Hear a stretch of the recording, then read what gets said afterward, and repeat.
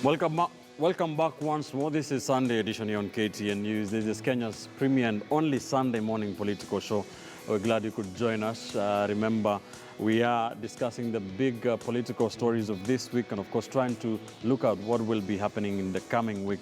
Let's now speak very quickly for the next 15 minutes or so about something that has been happening in the ODM party, and that is the Nairobi senatorial nomination, which as we speak, I am not sure what's happening. I think there are two certificates, one with Chapia here with us, and the other with lawyer Edwin Sifuna, who the party now says is fronting to run for the senatorial seat of Nairobi. First of all, Chapia, if you can tell us what is the state of affairs. This matter was in court. What's the latest? What's happening? Thank you very much, Ben. What is exactly happening is that I was given an opposed certificate with the rest of the people. We were around 800 people, including Governor Kidero, Governor Joho, Governor Nono, and several others. But immediately after our party primaries, which was held on 30th of April, immediately after that, I was requested by Governor Kidero to drop my bid as a senator of Nairobi. And then was it a friendly request? It was a friendly request, but with hidden agenda. And then I requested the governor if I can meet the party leader, that is the Right Honorable Raila Amolo Odinga, to clarify on the same. And we managed to meet the party leader, the Honorable Raila Amolo Odinga, me and Sifuna, and the members of my committee. And during that discussion, we did not agree on anything. And we did not come up with any conclusive ending of that particular meeting. So on the same day, my party leader, Raila Amolo Odinga, was being endorsed by ODM at Kasarani. So when we finished the meeting, there was totally disagreement because they wanted me to relinquish my certificate. Right. And I kindly told them, I am not willing because I am the right candidate and I am prepared to take on Sakaja.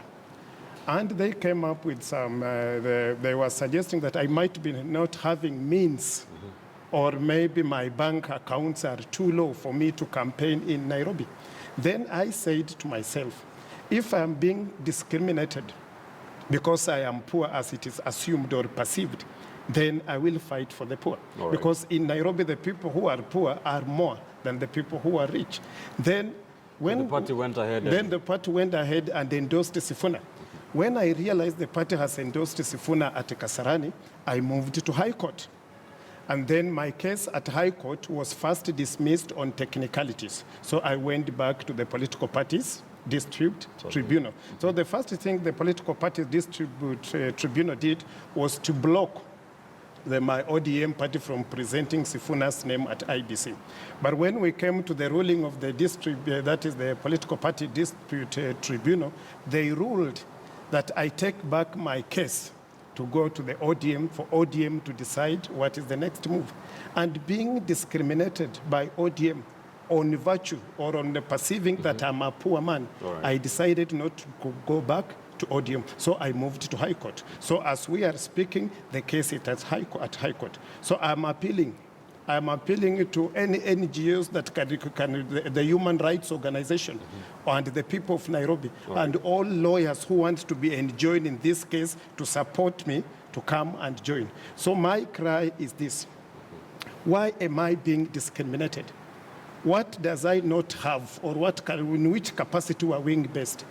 I am qualified to be a senator of Nairobi, or does it mean a son of a retired primary school teacher, Mwalimu Adenyi, cannot become the senator of Nairobi? I am a ward administrator. I am working at Huruma in slums. Does it mean a ward administrator working in Huruma ward, Mathare slums, cannot become the senator of Nairobi? So I'm fighting for the rights of the poor. Great.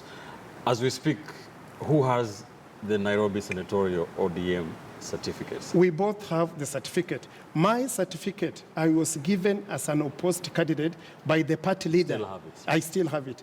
That was on 3rd of April. And on 29th of April, Sifuna and his guys he was also given another certificate. So as we speak, we have one genuine certificate that I was given by the party leader, and the fake one that Sifuna was given by ODM cartels. All right, I want us to dissect this Dismas. What do you think? I know we've spoken about this, but we didn't have Chapia here with us. What do you think is happening here, and what should happen? Two scenarios. Chapa sits in a very complicated situation as it is. That is the only person who registered interest in becoming the ODM candidate for Nairobi. And he was given the ticket unopposed. But I think later on when the party reviewed, they said, wait a minute, we need to review our decision. So as the Chapa sits here, he's got the entire legal system on his side, legally speaking. He sits on the right side of the law. But as it is, the politics in Kenya is not like the process of electing a pope in the Vatican, where everything is supposed to be free, fair, and credible, as we see from the Jubilee Party primaries, as we see from all these primaries. And he sits in, the reason why I say he sits in a dangerous position, even if he wins, he goes to the High Court and he wins and is declared as the candidate. I doubt whether the political party ODM would like to support him after he's given them this kind of a beating. If I was in Chapia's position, I would go back to my chambers and ask myself, what serves my best interest? Because right now, he's engaging his party leader in a fight, he's engaging Kidero in a fight. And these are the two people who are supposed to support his candidature in Nairobi. He may go to the High Court and the High Court will give orders. But the big question is, will they support his campaign when they start now doing the campaigns in Nairobi, as you have indicated? Would Raila Odinga take his hand and raise his hand at Uhuru Park and say, for Senate Nairobi, it's going to be Chapia? Will Kidero give him his machinery that he has put in place in Nairobi to assist in his campaign? The answer, most likely, is zero. And we all are in agreement, kwamba the law is an ass. It's a bit complicated. And while you're supposed to follow the narrow and the straight, as the case is, his case is very clear. You don't even need any knowledge of law to understand that his rights are being infringed on. But sometimes party leadership takes decisions which are not necessarily anchored in law, but they're supposed to support their interests. Right. Well, Daktari, ODM is a NASA affiliate candidate, political party, part of your NASA. It's in the name ODM is the word democratic. What's happening? Is it democratic? What's happening to this gentleman, in your opinion? I think I sympathize with the Chapa because he's in a very quagmire situation. What he has told us about the certificates, in my own view, I think it is irregular. You cannot issue two certificates. And if ODM discover that they made a mistake, I think the best approach, which I would appeal to ODM as one of my party affiliate in NASA, is to open further discussions and negotiations with Chapa and the other guy, so that they can come to a consensus. As my friend here said, it will be very difficult for the party leader, Raila Odinga, to campaign for Chapa when he does not want him. You know, it will be a complicated body language. And I would just appeal them in the best democratic process to open discussions with the Chapa and Sifuna. Edwin Sifuna, so that they can come to a consensus. All right. And give Sifuna or Chapa something. You know, they share the cake equally. All right. Yeah. Chapa, before I come to you, Richard, what's your response to what the two gentlemen have said? My response is this. I am not sure why the party is rejecting me. I've not committed any campaign offense or political offense. I've been a loyal member of the party. And now when the party leadership is rejecting me, I am feeling that my political right is being infringed. So what particularly I am fighting for, it is for the right of the poor person in political parties. I may go to High Court. I don't know how the ruling will be. I may win that case.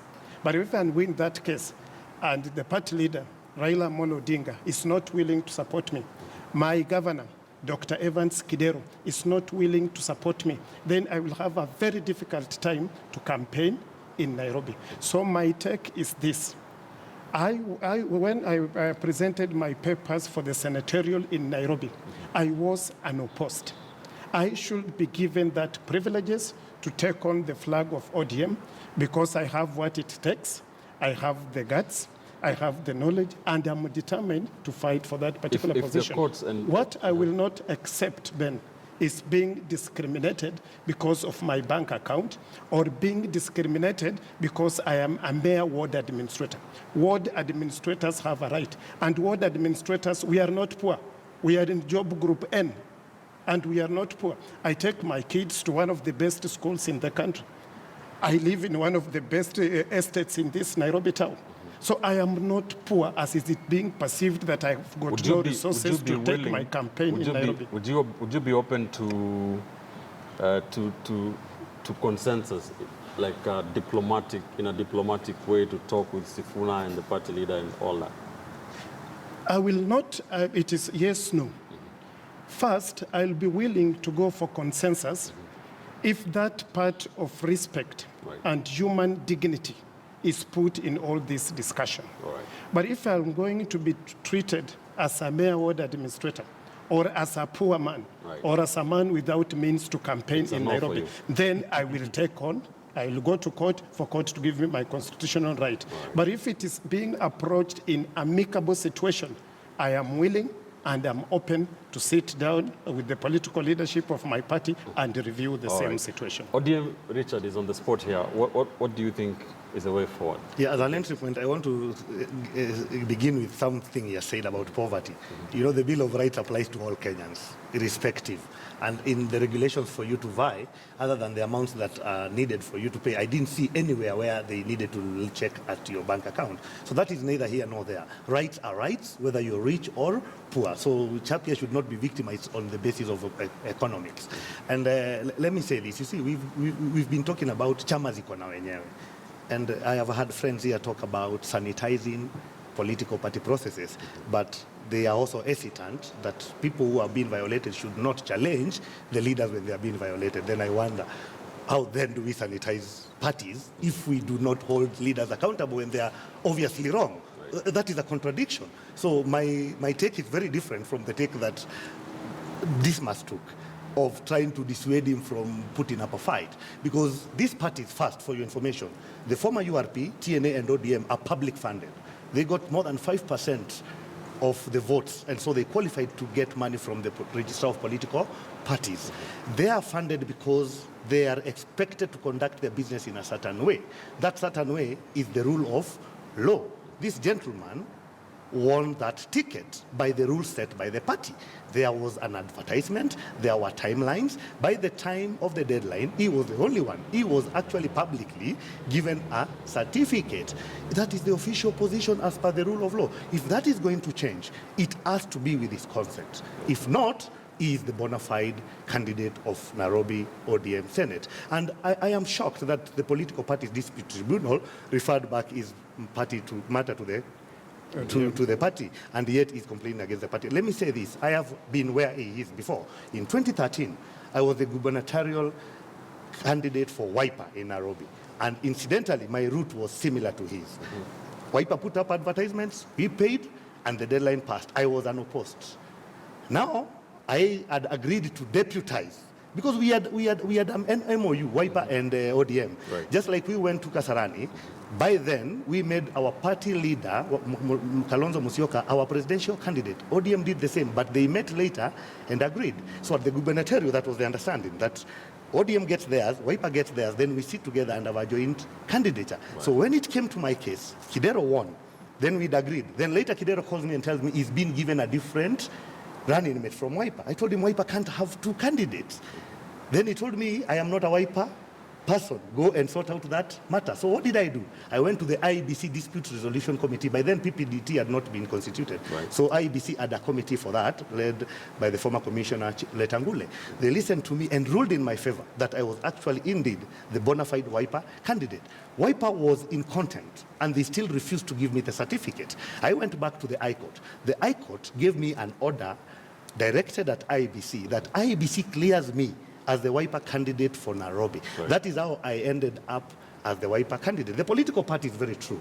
The truth of the matter is that I was not supported by the Wiper party leader. Right. But I fought my battle, and I got my right to contest on a Wiper candidate. What happened is that Wiper, on a boardroom arrangement, gave a running mate who officially was not Wiper, because Wiper could not have two candidates for the same position, but because of the political backing which I lacked, and which is likely if he goes the route I went, I lost. But the truth of the matter is this, at least the challenging the party is I got my right. And it is important for Kenyans out there to know that might is not right when it comes to law. And that is the culture we want to finish if we are to sanitize our political parties, that even the political leadership can be challenged when they are wrong. This is the kind of attitude of letting them do what they want that makes them broad enough to even nominate their sons to the East African Legislative Assembly. What do you think brings up that? All right. Yes. Great. Ben, allow me to make a point. Let me take a phone call, then we'll come back to this topic. There's a caller from Marsabit. Hello, can you hear us? Hello, habari ndugu yangu. Good morning. Nawasalimia wote. Asante sana. Mawazo yako ni yapi kuhusu hii mada leo? Kwanza namsalimia mzee anakaa on your left right and left, your hand left, far left. Anaitwa nani huyo? Huyo political analyst huyo. Anaitwa nani? Dismas. His points are the correct one. That is how things should work. I like his debate always. What I want to say, where parties, there are people who are loyal. They are loyal by funding this party when nobody knew. Some parties, there are people who have funded them from 2013 who have been with this party. Wrong or right, kama ni kwenda kwa njia wamepigwa tear gas. Wengine hatukuona wakipigwa tear gas kule IBC. Now they come from nowhere. They want to be given those tickets. How? And there are different parties. There are parties in opposition and there's the ruling party. The ruling party has a lot of favors. But in the opposition, if these people did not stand with the party previously, that party will not be there. Many parties have closed down because of lack of commitment. So the few people who have been with you, particularly in the opposition, you have to give them back. When people now want just free nominations, they just. But when this party was struggling, you are not there.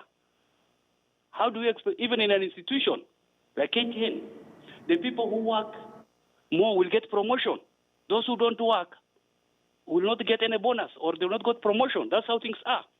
There are people who have stood with the party when it was in thick and thin. So they have to be favored. So there, I don't see any mistakes. You can't compare a party in opposition with the ruling party, I think. You don't have a difference.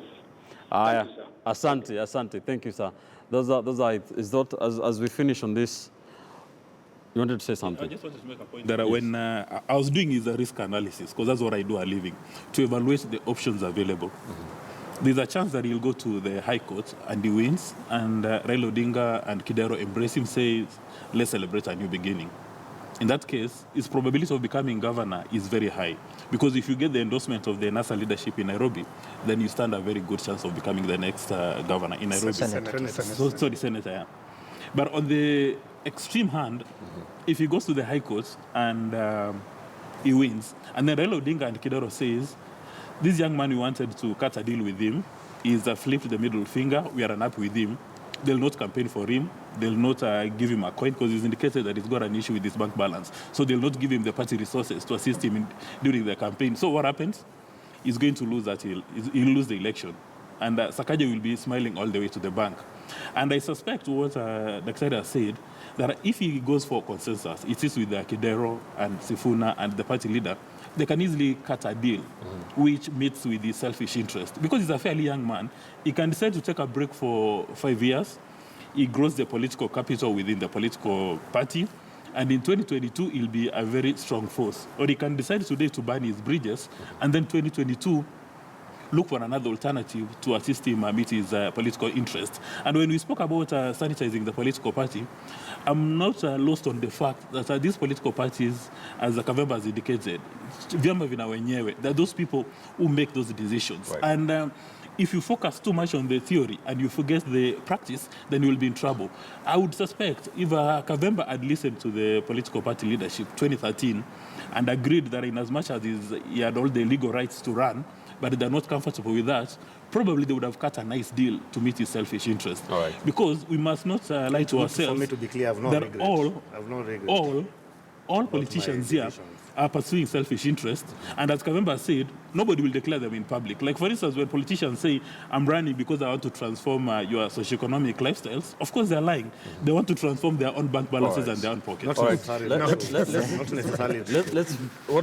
When he joins politics, we'll know why he's joining. All right, 30 seconds. I'm deep inside politics. The fact that I'm not run for a seat does not mean that I'm not in politics. I mean elective politics. What is your advice to Chape as we move on from this? Chape, at the end of this conversation, I'll ask him to make a call to Mr. Raila Odinga and ask him for a meeting at the earliest convenience for them to review this position. Because you cannot start fighting with Raila Odinga in Kenya today and expect to win, and then you smile all the way to the bank. Daktari, what is your advice to Chape? Same. Sit with Raila and Sifuna. Yeah. What's your advice? As in, let his rights be respected, and if there is going to be any change, let it be with his consent and involvement. Yes. Your final thoughts on this? My final thought on this, I want to clarify a point. Mm-hmm. I am not fighting with my party leader, Raila Amolo Odinga. I am fighting for my constitutional right. Okay. Exactly. I love Raila Odinga, I love Kidero, and I'm campaigning for them to retain, for Raila to become the next president, and for Kidero to retain his seat as governor. But what I'm fighting for is my constitutional right. I don't want somebody to use the economical powers to infringe my right. So I am not at war with my party leaders, but I'm only appealing to them to give me a fair hearing as we go on with the High Court. We sit down, we come up with amicable consensus where my dignity and my constitutional right will be observed. And for my brother Sifuna, I am not in war with Sifuna. Sifuna was a candidate in Kandui for parliamentary seat in Kandui, that is Bungoma constituency, and he lost. And he's not even a voter in Nairobi. So my question to him is that you want us Nairobians to elect you, and you are not even voting in Nairobi. Right. You lost in Kandui. So what makes you think you are a better candidate in Nairobi than me? But I'm in peace with my party leader, na mimi chapia naunga Raila Odinga mkono. Ben, can I just say something? Thank you, that? Yes. Just something. Yes, quickly. You know, we've talked about unfairness in political parties, but I'm yet to see a blatant abuse where a winner has been denied a certificate and given to a loser in Jubilee. I'm yet. If you've come across one, kindly let me know, because I don't want to bear false testimony. But the truth is, as at now, I have not met such a case in Jubilee. I have seen it in Wiper affiliated, I have seen it in ODM affiliated, I have not seen it in Jubilee. If anyone here has seen such an blatant abuse, you see, like in Nairobi we had nominations, there are people who complained, but at least the results were clear. It was about who voted and who didn't vote. So you're saying Jubilee had the most credible? Of course, comparatively. But that's what I'm saying. Number of independent candidates as well. You see, the thing is this, we also had the highest number of people interested in our positions. Yeah, proportionately. But his point, out of elections, there were 96 disputes. So, I mean, 96 out of 105, that's almost 100% a dispute. So, you cannot actually say that it was free and fair. Some people... It's a culture of politicians not accepting defeat. It's just a culture of politicians not accepting defeat. That's how best to capture what you say. Mbogwa, the governor for Narok, actually being banned from accessing Nakuru, being banned from accessing depends on what Jubilee. he was going to do there. Yeah, so I mean, you know, for you to say that you are the best. He went through the dispute tribunal the and most lost. chaotic office was the Jubilee headquarters. No way. During the nominations. In fact, they were all which was not witnessed elsewhere. I've told you, show as a blatant case, not generalization. Chapia is a blatant case of abuse. of the electoral process. All right, fair enough. This conversation can go on and on and on. Let's focus one thing. No, we really need to. I just want to make one point clear. Okay, 30 I seconds. want to 30 seconds clear. I want to make one point clear. I am an ODM diehard, and I will remain in ODM. And there is this propaganda going around. Chapia has been paid by Jubilee. Chapia is working in cohort with Jubilee. I am not working with Jubilee. It is a mere propaganda. Some people have gone to an extent of saying Chapia has been paid 20 million. Chapia has been paid 100 million. I am not in cohort with Jubilee. Right. I am not working for Jubilee. Thank I am you. in Your 30 ODM to seconds are stay over. with my povertyness or with my richness. For better or for worse. Milele na milele niko ndani ya Now you're ODM. complaining on the show. I'll let that pass for today. All right, let's take a look. As this happens, this political parties trying to wind up those disputes and all that. The Independent Electoral and Boundaries Commission, IBC, has released a report of the list of candidates that will be participating in this year's election, both from the political parties as well as the so-called independent candidates. We have thousands of them. And if you can see that, according to the graphic there, that is, we have 8 candidates from political parties vying for the presidency. We have 11 independent candidates vying for the presidency. In terms of the gubernatorial candidates, we have 183 vying from political parties. We have a total of 63 independent candidates going for the governor's position. The senatorial position, 265. That is according to the IBC vying on political party tickets. We have 86 vying as independent candidates. In terms of the members of the county assemblies, woman representative rather, 262 is the number from political parties. In terms of those that are running as independent, 69 are running as independent. In terms of the members of the county assemblies, 9,221. That is the total, that is the number that are vying from political parties. 2,918 are vying as independent candidates. A total of 12,000 candidates for the MCA positions. In terms of the members of the National Assembly, that is 1,479 from political parties, 605 as independent candidates, a total of 2,078. That is how the list looks like. In terms of the parties, Jubilee has the highest number of candidates, 1,801. We'll talk about what that means. ODM has 1,289. Maendeleo Chap surprisingly has 911. KANU has 695. Amani National Congress has 639. Wiper Party has 632. Ford Kenya has 631. In terms of Jubilee governor's list, Jubilee is fielding candidates this month in 45 out of the 47 counties. The only 2 counties where Jubilee is not fielding gubernatorial candidates is Homa Bay County and the county of Kitui. We'll try and talk about why that is the case. In terms of ODM, is fielding candidates for the governor position in 27. It is not fielding candidates in 20 counties, including Machakos, Kitui, Garissa, West Pokot, and Laikipia. What do you think this list means at a glance? First of all, that graphic there, Jubilee fielding candidates, and I think this will continue that argument you and Kavemba having about Jubilee. Having most disputes. 45 out of the 47 counties, including Kisumu and Siaya and Machakos. Yeah, Jubilee has placed a premium on the +1, even in areas where they know they stand a 0 chance of getting votes. But they still want a candidate there. Even if he comes home with 1,000 votes, that is going to add to their tally. And I've seen Jubilee candidates all over, including Luo Nyanza, where really they know the probability of having a Luo man right now voting for Jubilee is almost 0.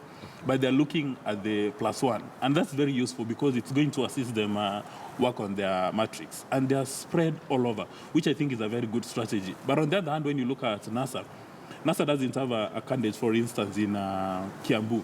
But Jubilee has got a candidate even in Siaya, in Bondo, which I think is a good strategy for Jubilee. But I think for ODM or NASA, when they look at it, they look at the realistic chance. And when NASA's been doing their mathematics, they've been doing their permutations, for them they're assuming 100% voter turnout in the Jubilee strongholds. Right. So they're not really bothered about getting a vote from that part of the world. And if you still further go on those graphics, you realize the number of independent candidates is actually 25% of the total candidates who are running for these positions, which suggests that a number of people are beginning to say that if the political parties are not going to be free and fair, and I think Chape Chape would be a very happy man with that statement, then people are going to be given the opportunity to become independents. But the tragedy would be that these independents, when they get to the National Assembly or the Senate, if you come from a Jubilee stronghold, you immediately now become a member of that political party, as was the case with Olagoloch from Kisumu. As soon as he went to the National Assembly, for all intents and purposes, he was an ODM member. And then, of course, now we have the presidential candidates, which now really, that should be probably the focus of our conversation. Right. Because it's going to be a two-horse race.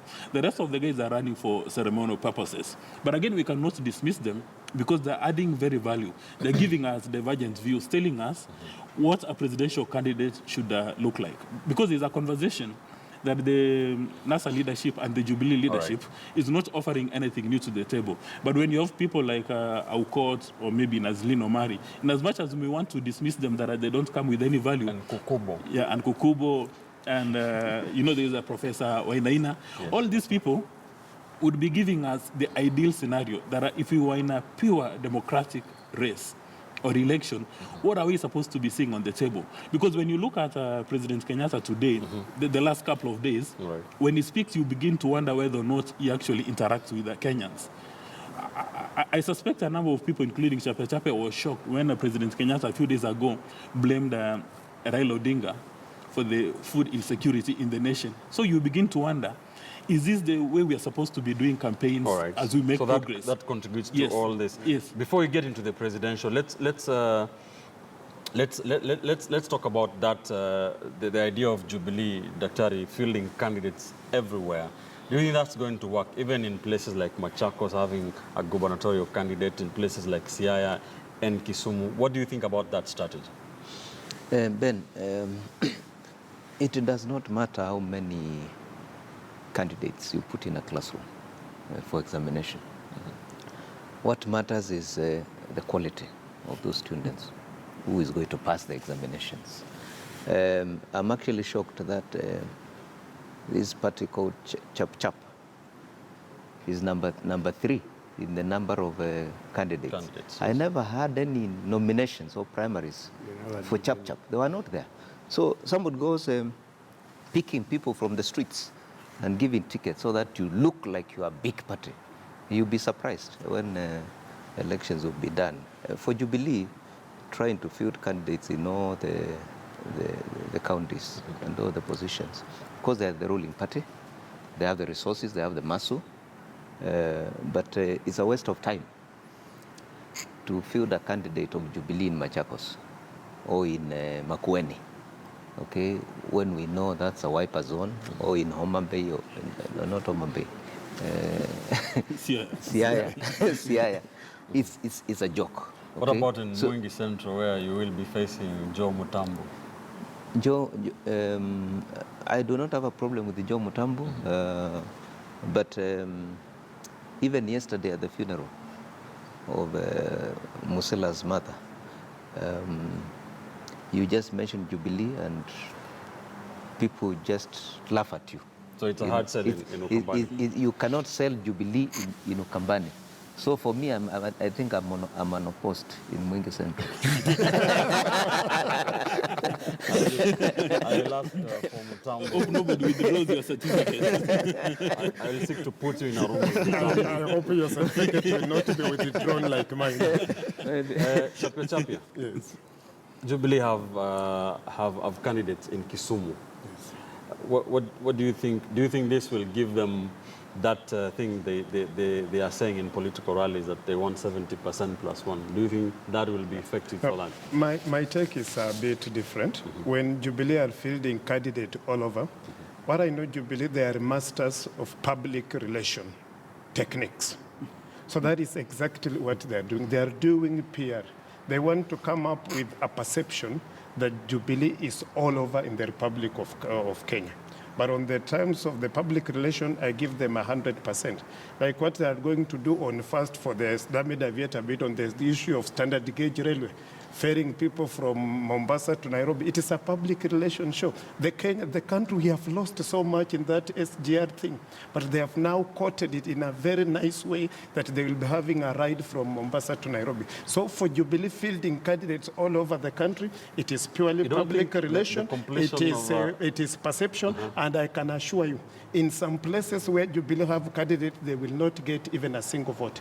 Like what happened to my brother Musalia when he was running in 2013, and in the voting station where his deputy was voting, Musalia did not get even a vote. Jeremiah Kiongo. Yes, so for where Jeremiah Kiongo voted, Musalia did not even get a vote. So in some places where Jubilee have fielded candidates, like I come from Kakamega County, they will be very much embarrassed, and now they are public. Even in places like Mumias, where the Wakinawashiali will not get anything in Mumias. So for Jubilee, I can congratulate them for public relation and perception.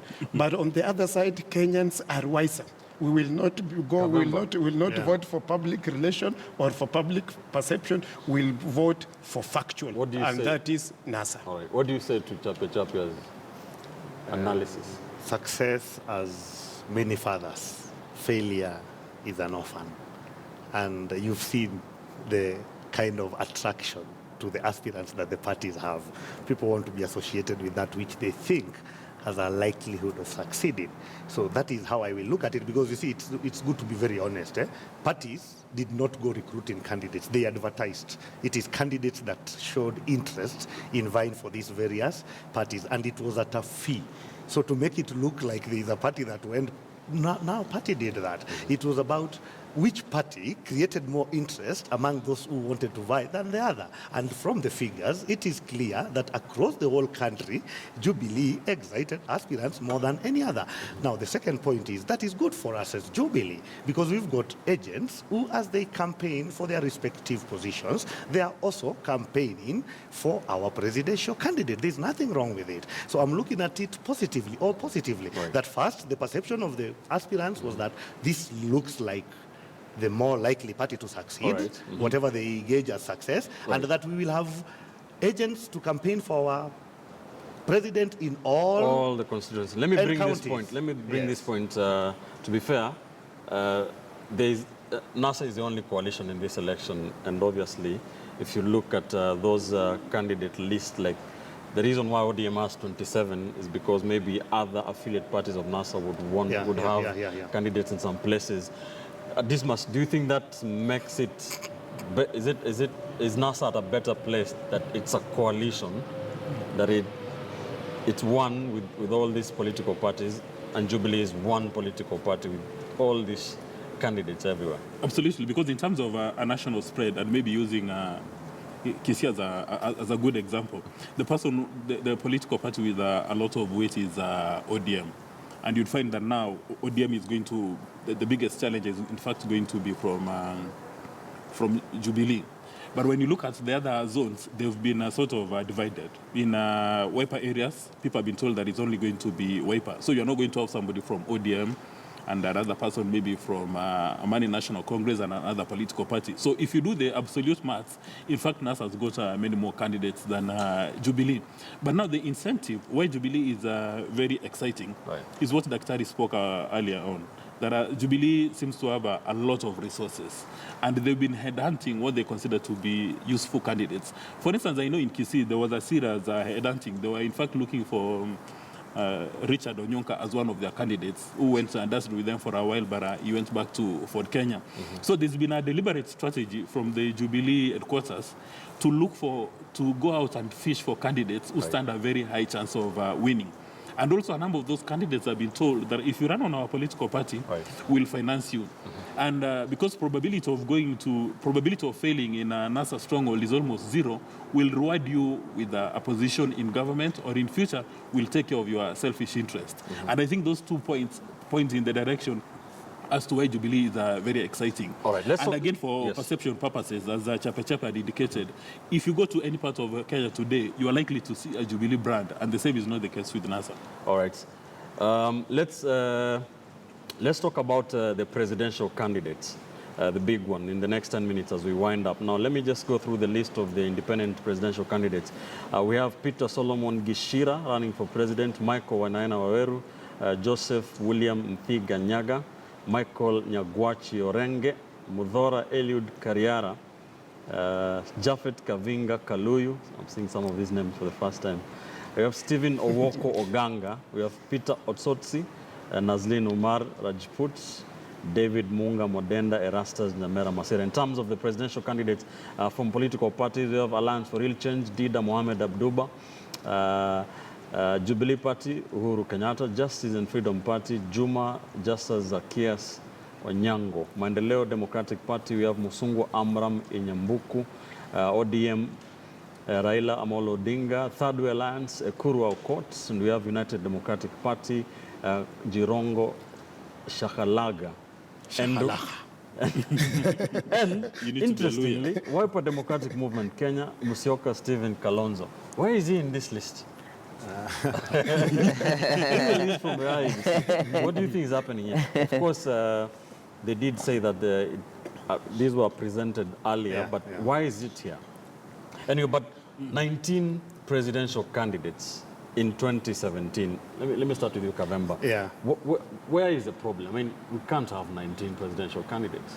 Yeah, that's. I would want to know whether we've had any bigger number than that before. That seems to be This quite is the on the, biggest. on the high side, and probably it is a sign of the vibrancy of our democracy, and probably also the ease of vying or aspiring for some of these seats. It probably that the law has made it a bit more, Right.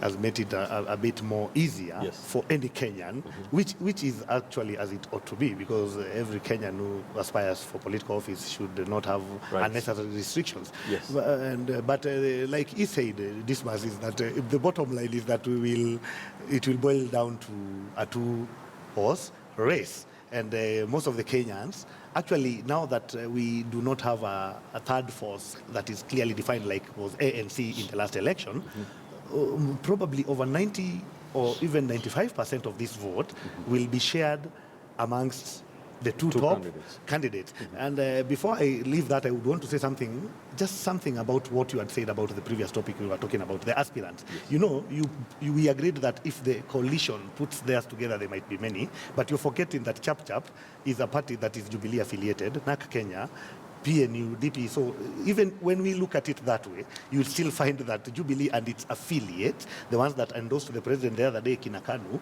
will still have much more. So I just wanted to correct that, that whichever way we look at it, the Jubilee side of the political divide will still emerge with the But then people will bigger be aspirants. asking, like Dr. was asking, Yeah. when did Chap Chap do their nomination? Actually, let me say Just something funding about people that question. specifically. You see, Yes. when all is said and done, and we now scrutinize what everybody did, the most scandalous party will be Chap Chap because of what they did.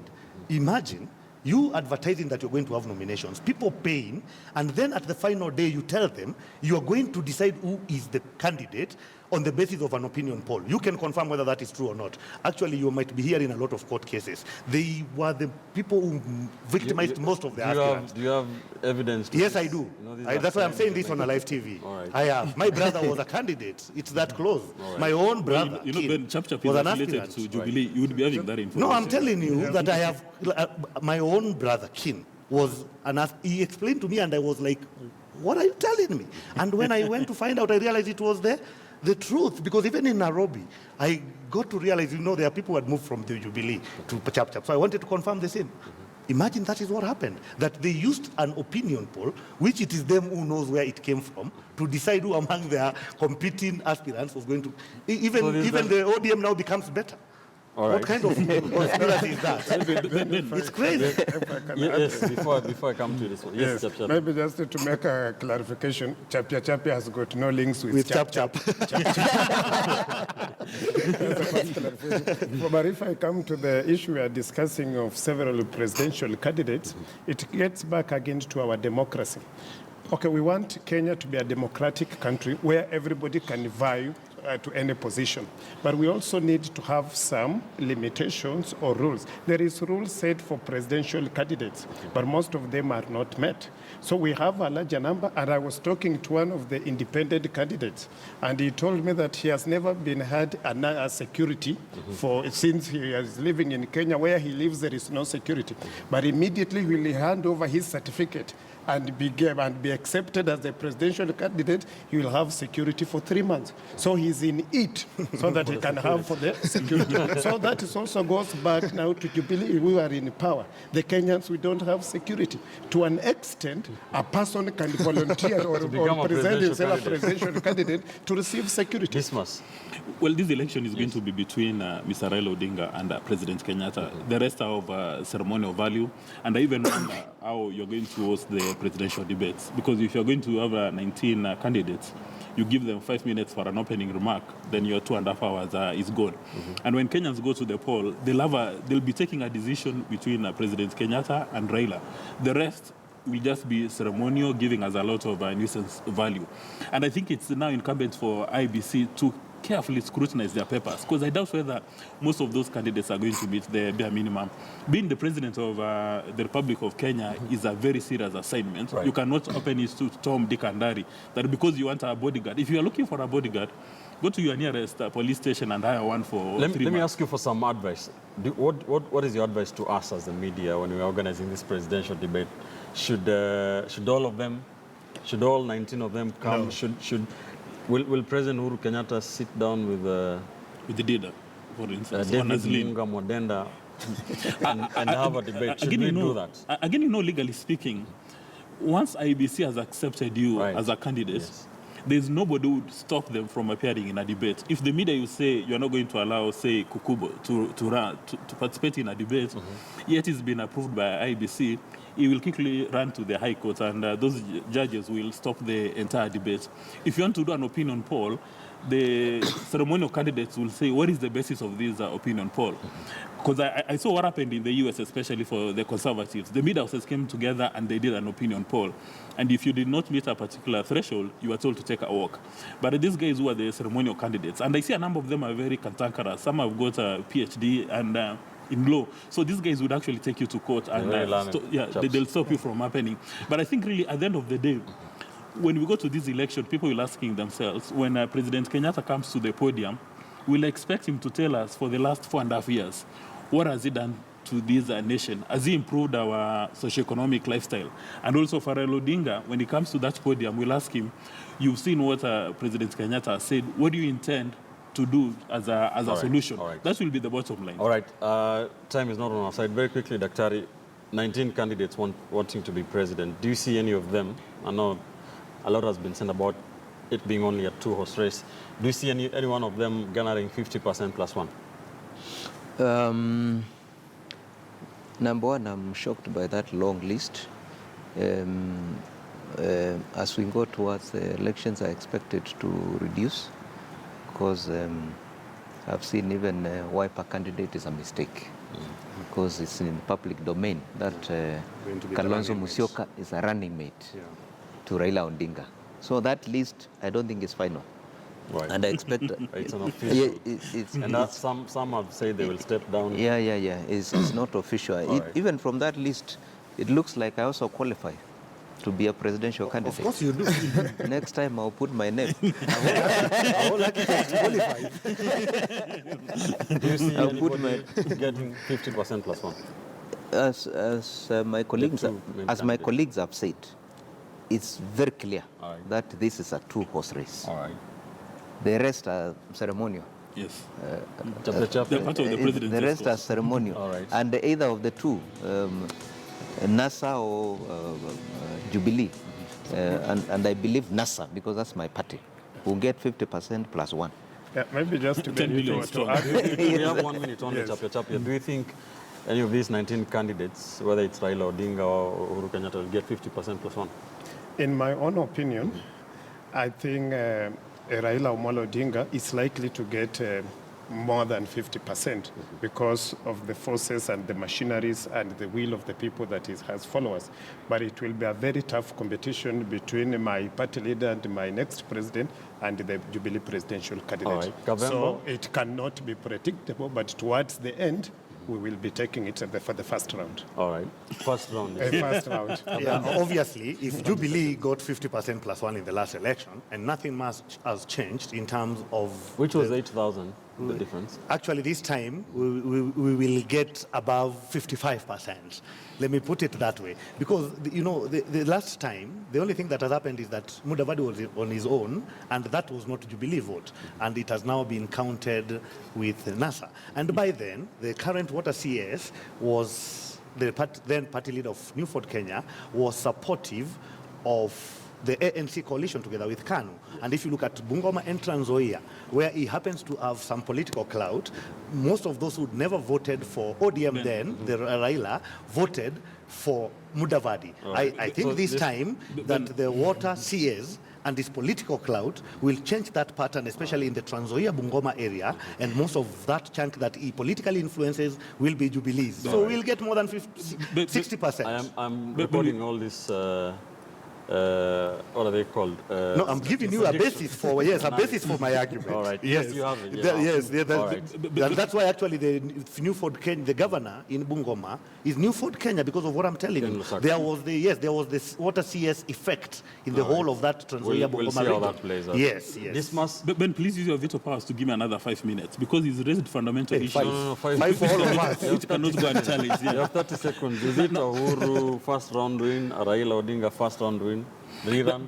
That is too close to call. Yes. But there are fundamental changes in the Raila tickets. Right. Number one, you have Musalia Mudavadi. You cannot underrate him. He's a game changer. You have Governor Isaac Ruto. He's a game changer. Then you have Charity Ngilu in this team. And then you don't have ICC. You recall during the last election, ICC was very emotional. And then during this election, President Kenyatta has had the opportunity over 4.5 years to demonstrate to the nation what he can do. Right now, as we have this conversation, we have food insecurity, and that's the biggest issue. So there's no way you can tell us that as we go to the elections, nothing has changed. And my brothers and sisters in the villages are sleeping on empty tummies. Thank you. By August, we'll be harvesting. All right, thank you, gentlemen. This was Mokua, Richard Kavemba, Dr. Gideon Mulyongi, and Chapia Gabriel Bukachi. Many thanks for joining us on the show this morning. Very wonderful, very informative discussion. That has been, that's where we leave it on Sunday edition. Be sure to join us every Sunday morning from 10 a.m. to 12 noon as we dissect